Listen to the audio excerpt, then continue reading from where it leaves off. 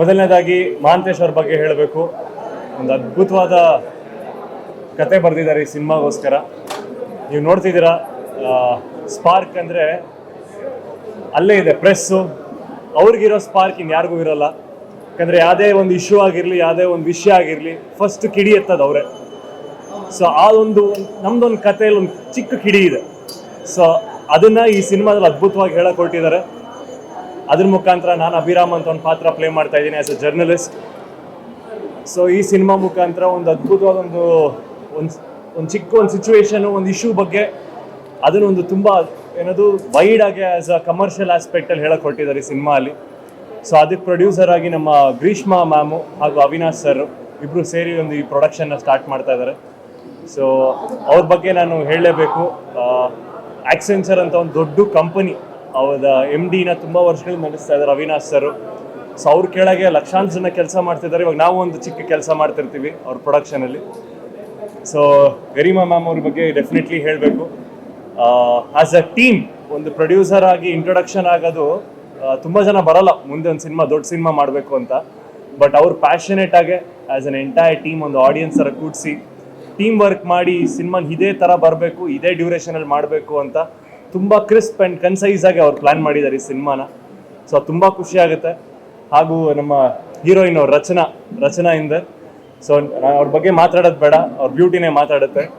ಇಲ್ಲ, ಒಂದು ಯಾವಾಗಲೂ ನಾವು ನಮ್ಮನ್ನ ಕ್ವಶನ್ ಎಲ್ಲ ಬೇರೆಯವ್ರ ಕ್ವಶನ್ ಕೇಳ್ತಿರ್ತೀವಿ, ನೀವೇನು ಮಾಡಿದ್ರಿ ಅಂತ. ನಮ್ಮನ್ನ ಕ್ವಶನ್ ಕೇಳುವಂಥ ಒಂದು ಸಿನಿಮಾ ಇದು, ನಾವೇನು ಮಾಡಿದ್ದೀವಿ ಅನ್ನೋದು.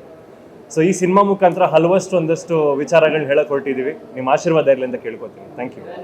ಈ ಕತೆ ಬಂದ್ಬಿಟ್ಟು ನೈಜ ಘಟನೆ ಸರ್, ಅಂದರೆ ರಿಯಲ್ ಇವೆಂಟ್ಸ್ಗಳನ್ನ ಬಟ್ ಕಂಟಿನ್ಯೂಸ್ ಅಂದರೆ ಸೇಮ್ ಕಥೆನೇ ಇಟ್ಕೊಂಡಿಲ್ಲ. ರಿಯಲ್ ಆಗಿ ನಾನು ನೋಡಿದ್ದು, ನನಗೆ ಅನಿಸಿದ್ದನ್ನ ಒಂದು ಕತೆ ಮುಖಾಂತರ ಹೇಳಕ್ಕೆ ಟ್ರೈ ಮಾಡ್ತಾ ಇದ್ದೀನಿ. ಒಬ್ಬ ಜರ್ನಲಿಸ್ಟ್ ಆಗಿ ಅದನ್ನ ಹೆಂಗೆ ಎಕ್ಸ್ಪೋಸ್ ಮಾಡ್ಬೋದು, ಜನಗಳಿಗೆ ಹೆಂಗೆ ನ್ಯಾಯ ಕೊಡ್ಬೋದು.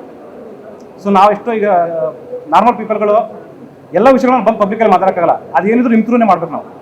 ನೀವೇ ನಮ್ಗೆ ಅವ್ರ ವಾಯ್ಸ್, ಪಬ್ಲಿಕ್ ವಾಯ್ಸೇ ನೀವು. ಸೊ ಇದನ್ನು ನಿಮ್ಮ ಹತ್ರ ಹೀರೋ ಆ ಕ್ಯಾರೆಕ್ಟರ್ ಮಾಡ್ತಿರೋದ್ರಿಂದ ಸೊ ಅವ್ನು ಹಿಂಗೆ ಜನಗಳಿಗೆ ನಿಂತ್ಕೊಳ್ತಾನೆ. ಸೊ ಹಿಂಗೆ ನ್ಯಾಯ ಸಿಗುತ್ತೆ ಅನ್ನೋದೇ ಆ ಕಥೆನ ಇಟ್ಕೊಂಡು ಒಬ್ಬ ಜರ್ನಲಿಸ್ಟ್ ಥ್ರೂ ಹೇಳಕ್ಕೆ ಟ್ರೈ ಮಾಡ್ತೀವಿ.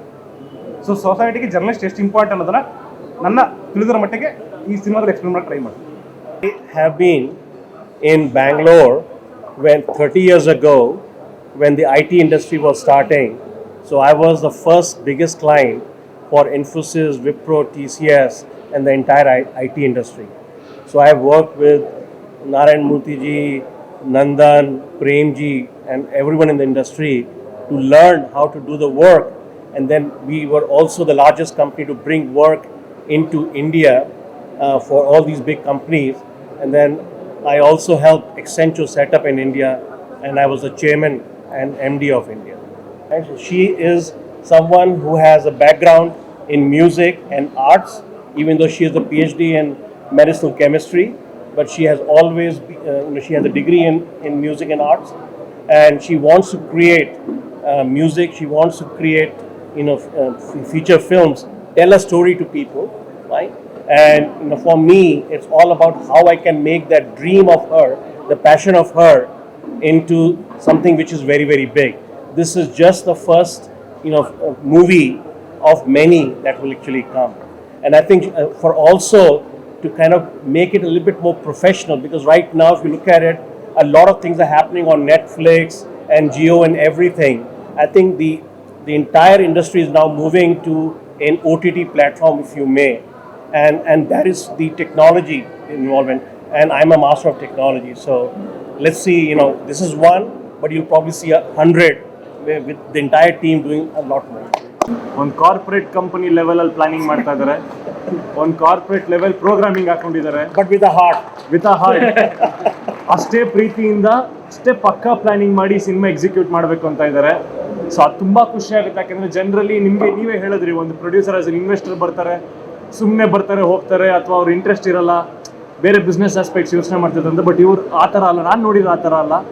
ಕಂಪ್ಲೀಟ್ ಎಸ್ ಎಕ್ಸಾಕ್ಟ್ಲಿ ಅವ್ರದ್ದು ಪ್ಲ್ಯಾನ್ ಇರೋದು ಒಂದು ಸಿನಿಮಾ ಅಲ್ಲ, ಇಂಟ್ರೊಡಕ್ಷನ್ ಒಂದು ಸಿನಿಮಾ ಅಷ್ಟೇ. They have line up, they are planning continuously ಮಾಡಬೇಕು ಅಂತ. ನಮ್ಗೆ ಆ ಥರ ಒಂದು ಪ್ರೊಡ್ಯೂಸರ್ನ ನಮ್ಮ ಇಂಡಸ್ಟ್ರಿಗೆ ತರ್ತಾರೆ, ನಮಗೆ ತುಂಬ ಖುಷಿ ಇದೆ. ಅವ್ರ ಸಿನಿಮಾ ನಾನು ಮಾಡ್ತಾರೆ, ನನಗೆ ಇನ್ನೂ ಖುಷಿ ಇದೆ ಅಷ್ಟೇ.